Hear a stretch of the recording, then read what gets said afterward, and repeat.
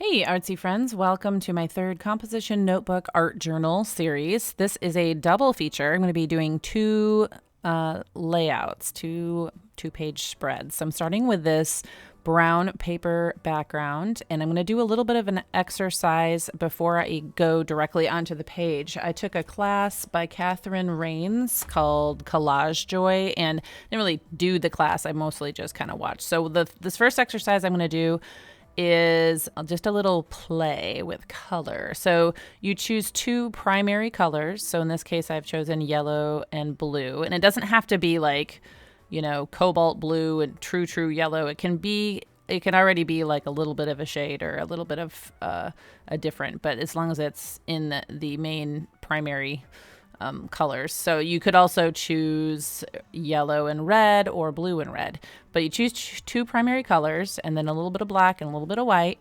and you see how many different colors you can create. White tints the color a little lighter, black makes it darker, shades it, and so even right away you can see I thought that I just got a tiny little speck of black, but it made it super dark super fast.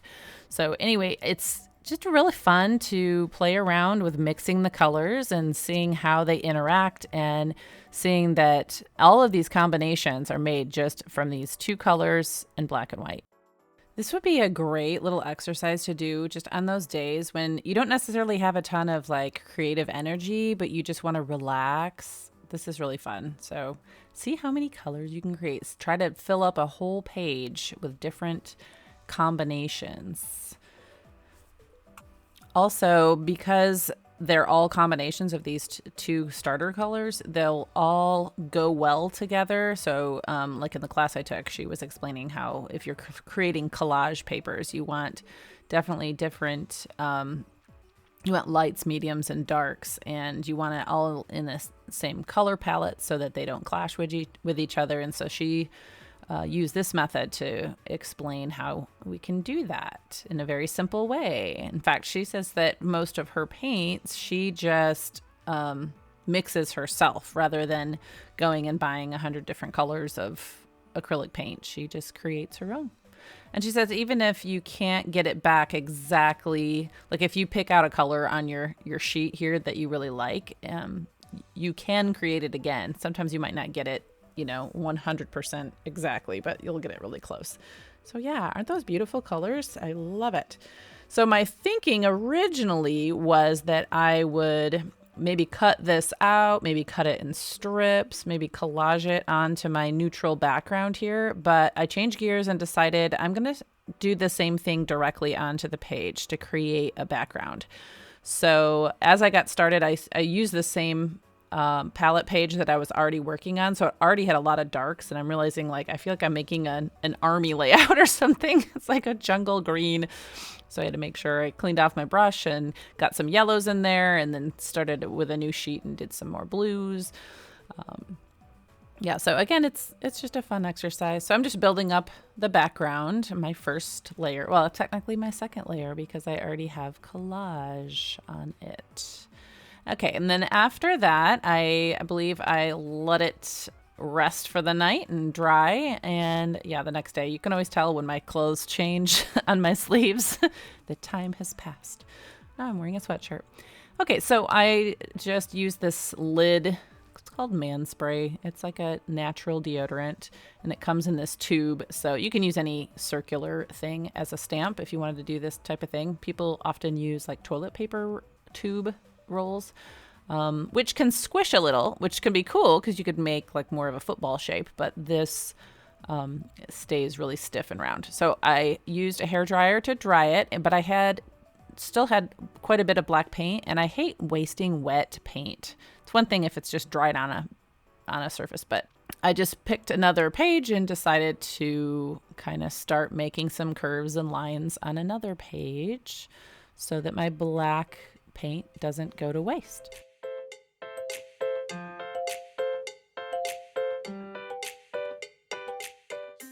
Okay, I didn't want to go too far on that page because I didn't really want to start strategizing on building that page yet. I'm just trying to make some marks so that I can build on them later. So I'm using the bottom of a makeup sponge. This is just a triangular, cheap makeup sponge. That's what I use a lot to spread paint. So now I'm using it like a stamp. And I have a tendency in my efforts to balance a page to make it maybe a little bit too symmetrical. So I'm like, ooh. I always group things in odd numbers. So I made a group of 2 and a group of 4. Isn't that amazing? Okay, so I used most of the black paint there. Now I'm going to go back to the main page that I started working on, and I'm going to make a focal feature with this pink glow paint. I kind of accidentally discovered this glow paint when I started working on my first page in this composition art journal. I didn't even really realize what it was. And then I put it on the page and then I looked a little closer and it's like, oh, it glows under a black light. And when I discovered it, I thought, oh, how cool would that be to kind of integrate that into this whole art journal. Well, actually, I wasn't as committed right away, but I'm starting to be committed to the idea. I just think it would be really cool at the end to be able to do a flip through and every page looks really awesome in regular light and I turn on a black light and every page glows. Wouldn't that be fun? So that's kind of what I'm doing now. Okay, so this is not really floral. It's just more of like, I don't know if there's a official terminology for my little doodly swirls, but it's really easy to do. I mean, when it's all said and done, you're like, oh, it's so artistic and neat, but all you do is just make little circles. And you just keep going until you kind of smooth out. I mean, I didn't do it perfectly, but the curves and the lines look kind of smooth. So my plan with this at this point is to leave some space in between because I'm going to do some journaling along the edges of my swirliness, and then I'm going to cut it out and use it on the page, and hopefully it'll just pop off that background.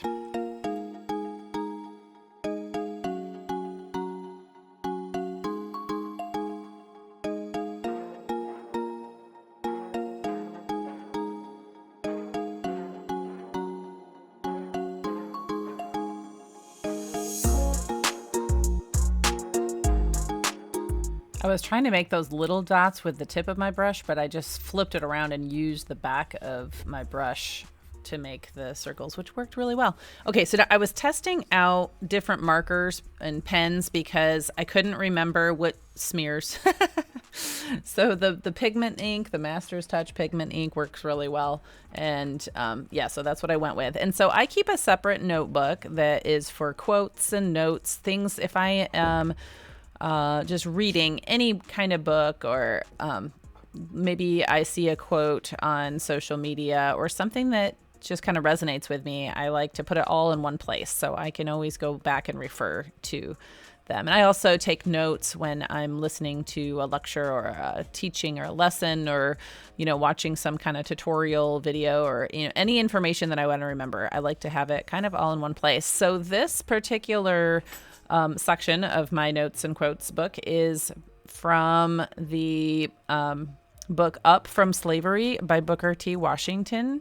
It's actually his autobiography. He was a slave and was 10 years old when slavery ended in the United States. So it's just the story of his life and what he did to get an education and then help other people. And his mindset was just amazing. Like, he was just a really, really amazing person. And so he had a lot of really good wisdom to share in his book. So I wrote down a lot of his quotes, which I will share with you momentarily. So now I'm putting it on my background page and I don't like it really. I like that much better. I don't know, that seems to sing. In fact, maybe because of the musical notes, and goes better with the swirls, or I don't know, maybe it was the color. I just didn't like it on my green background page. I'm going to go ahead and add some more quotes on this side. And instead of reading them all to you, I'm going to put them down in the description box in case you want to read some of my favorite quotes, but I'll read a couple of them. I think my favorite would have to be In meeting men in many places, I have found that the happiest people are those who do the most for others, and the most miserable are those who do the least. And another one is great men cultivate love, and only little men cherish a spirit of hatred.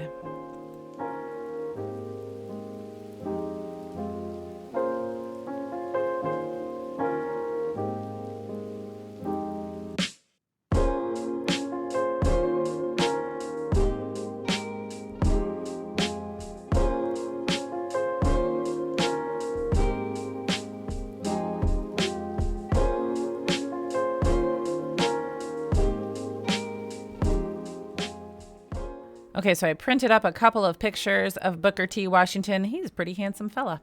So I'm going to cut out his picture and try to fit it on the page somewhere. I have this thing about people looking off the page. I always want them looking into the page. So I didn't want to put him like in the bottom right corner because our eyes will naturally follow the gaze of the image that we see. So if he's looking off the page, it's kind of like our eyes just go off the page. Okay, so I am just cleaning up these lines a little bit, and then I'm going to add a couple more lines just to make the background just a little more interesting.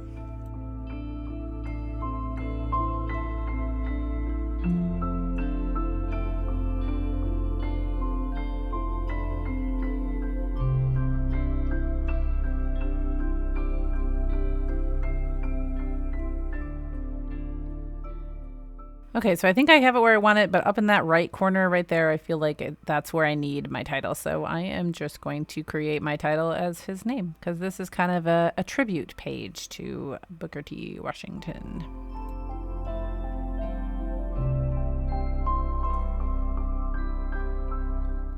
So I knew I was going to run out of room here, so I just kind of paused and extended the pink paint a little bit and used my hair dryer to dry it really quickly.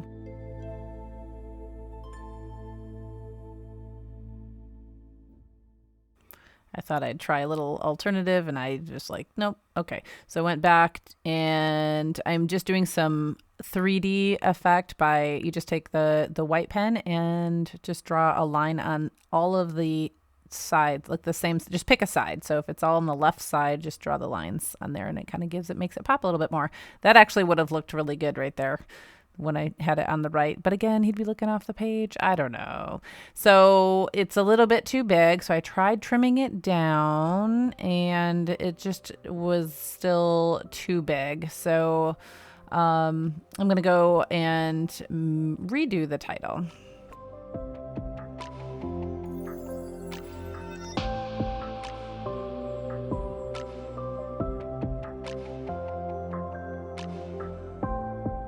So I made his name significantly smaller in attempts to kind of fit it within the right spot. But, the one thing about making YouTube videos or making videos of your process is that a lot of times when I am in the editing stage, I think, oh, I would have done this differently or that differently. But in the moment, I really try not to overthink things. Like, not that you can't do things intentionally, but I don't want to stress out. Like, this is just playtime for me. So it is what it is. So I tore the little title strip there, and now I'm just adding just a touch of more detail to the background. I think I'm going to keep it pretty much just simple as the way it is, but I liked just that little pop of white, kind of makes it more fun. So I'm just going to use Mod Podge to put my element on the page.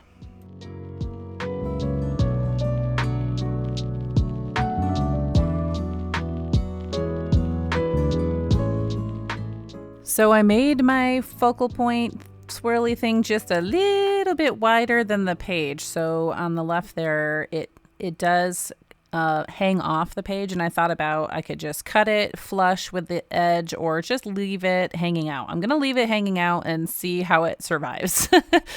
Hopefully I will be very gentle with my book and won't tear it, but if it does, it's okay. I'll just cut it down there. Thankfully, I didn't write any words there. I just realized that's kind of convenient in case I do have to cut it at some point.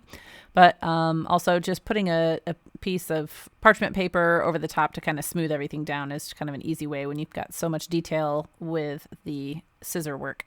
And since I did have an element kind of off the page on the left, I thought maybe I would bring my title there right to the edge and have it just overlapping just a hair.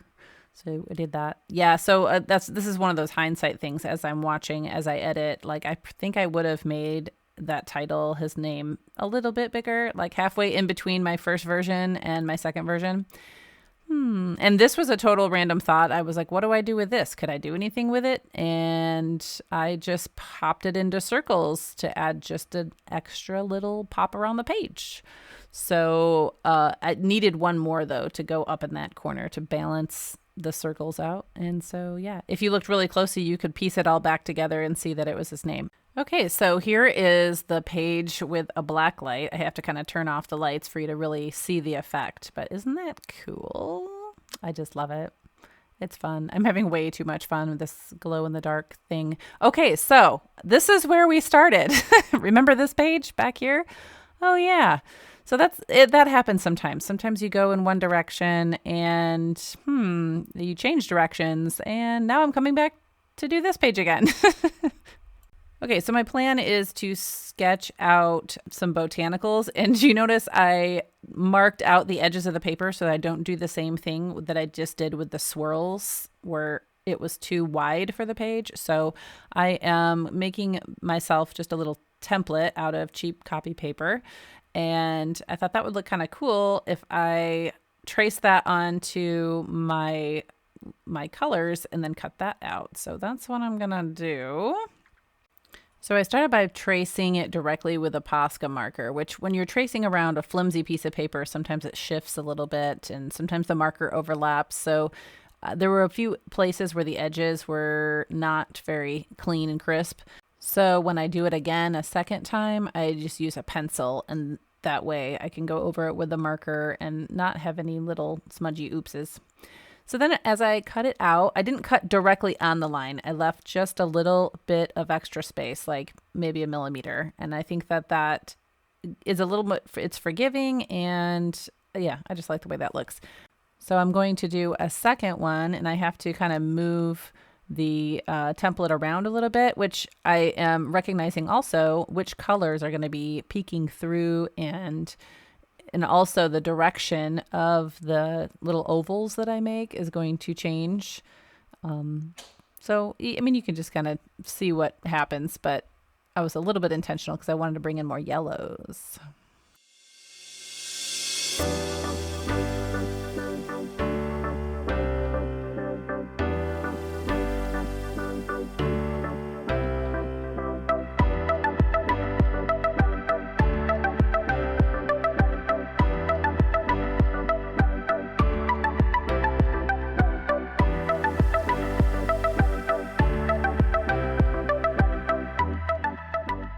Okay, I like how both of them turned out, and this was kind of the orientation that I was picturing to begin with, but it is way too busy of a background to just put it directly on the page. So what I'm going to do is add some paint to the outline around my botanical so that when I put it down, it will have kind of a solid background to put it on. And I didn't do a very good job of like figuring out where to put the paint. And first of all, the yellow is way too bright. But I'm going to soften that here in just a minute. I didn't trace each leaf, and so it was harder for me to figure. As I'm laying it down, I'm going, this is not where the leaves are supposed to go. Like I'm trying to create kind of a background that just highlights every leaf. Oh, goodness. Okay, so I'm bringing my island blue back in there, so I know that it's going to kind of be a green. I'm not worried about like mixing it or trying to make it a solid color. In fact, I like kind of the variation where the yellow and the green and the blue is kind of all just a little bit different. Yeah, but here we go again. Okay. I really have to work with this. This is, yeah. But see, this is the way art goes. Sometimes like what you think that you're trying to do just doesn't happen easily. So here's a much easier way to do it. Hello. Okay. So I just stenciled basically around my little template, and now I know exactly where I need to paint. Much better. See how you can learn from other people's mistakes. instead of doing it yourself, or just, not mistake. I don't even want to call it a mistake. It was an experiment, and I discovered a better way.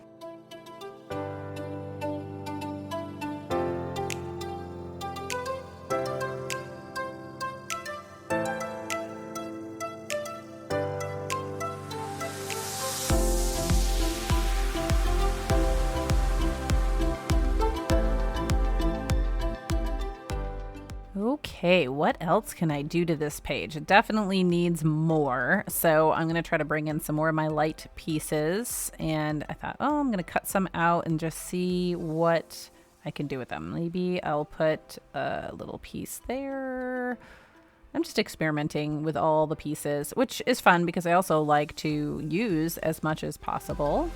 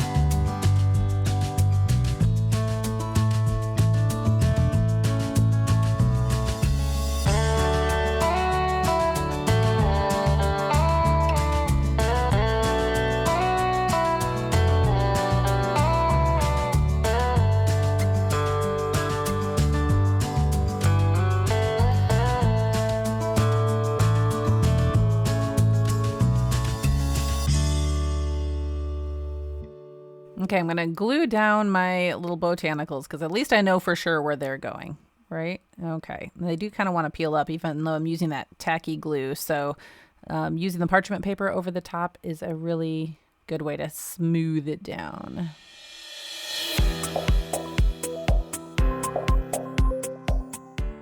And I just had to do a little more painting underneath to get the effect that I was wanting as far as the paint that goes around the leaves.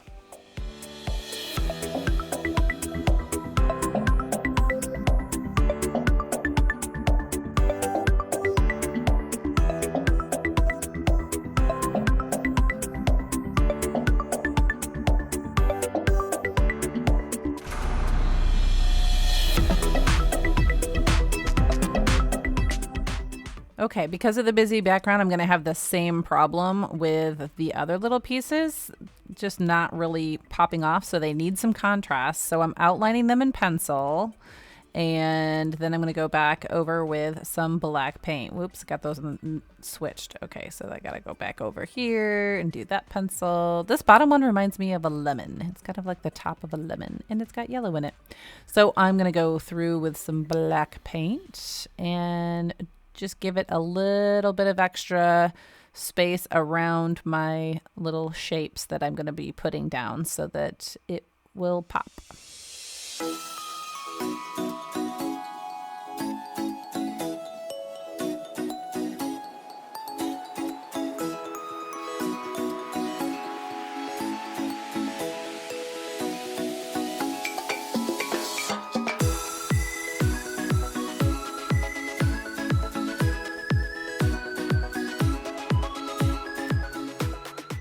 And I thought I would take a thin paintbrush and also just add one more layer of outline around the outside of my leaves.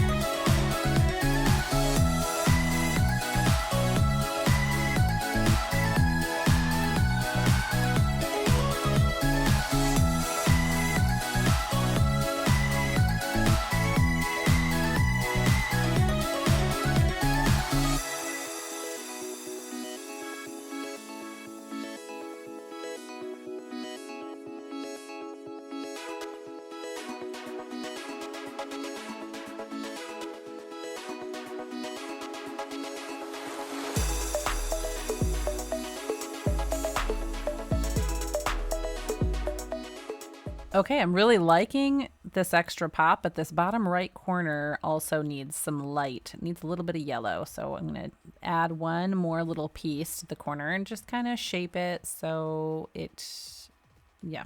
And then do the same thing with the pencil and add my black and just Mod Podge it right in there. Ta-da!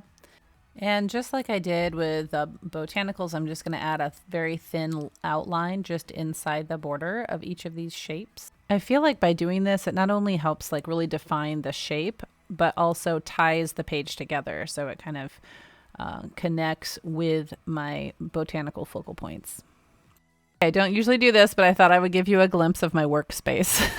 It's kind of a mess right now. Okay, I'm going to do a little bit of mark making. So I'm pulling out the Posca markers that I think would best go with these colors. And so in the black, I'm just going to put some little dashes of this teal blue, which is really close to the, what is it called? Island blue, which is the blue that I started with. And then Posca just calls this light green.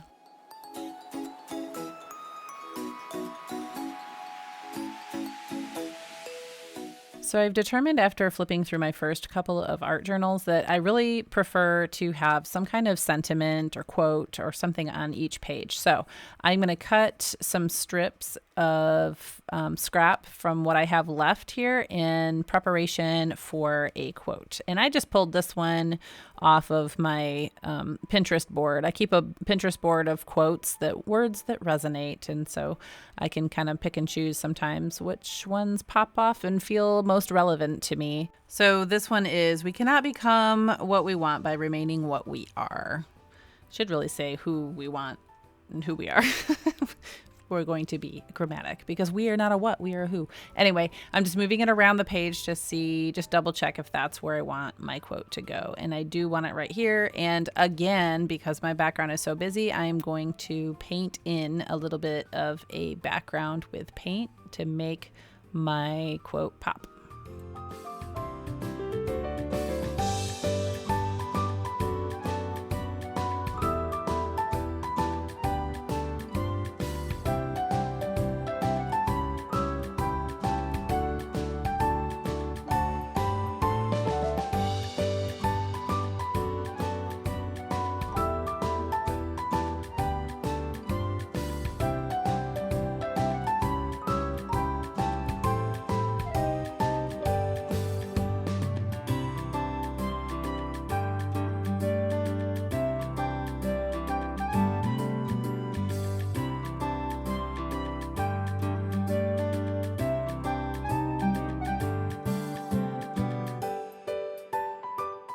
Okay, this was kind of a fork in the road in the page where I might have done it differently looking back.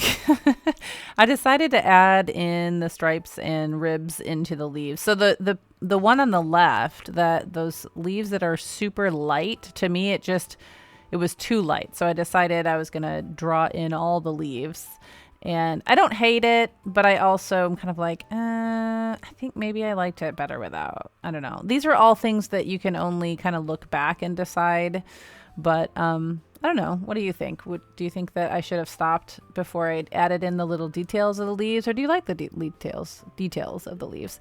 I only ask your opinion so that, if you're thinking about that kind of stuff when you're analyzing somebody else's, it might help you in the future of when you're working on your pages.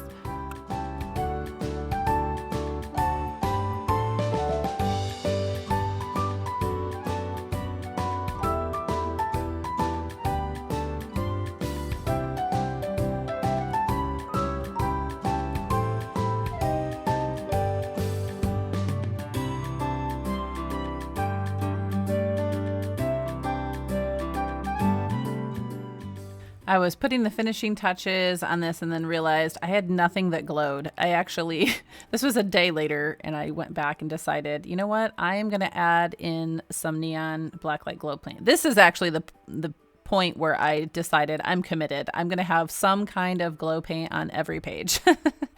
So I'm just adding these little dots with the tip of an eraser, a pencil eraser, and they start kind of bright, but actually I know when they dry, they're going to dry kind of subtle But this is what it looks like under the black light. Isn't that fun?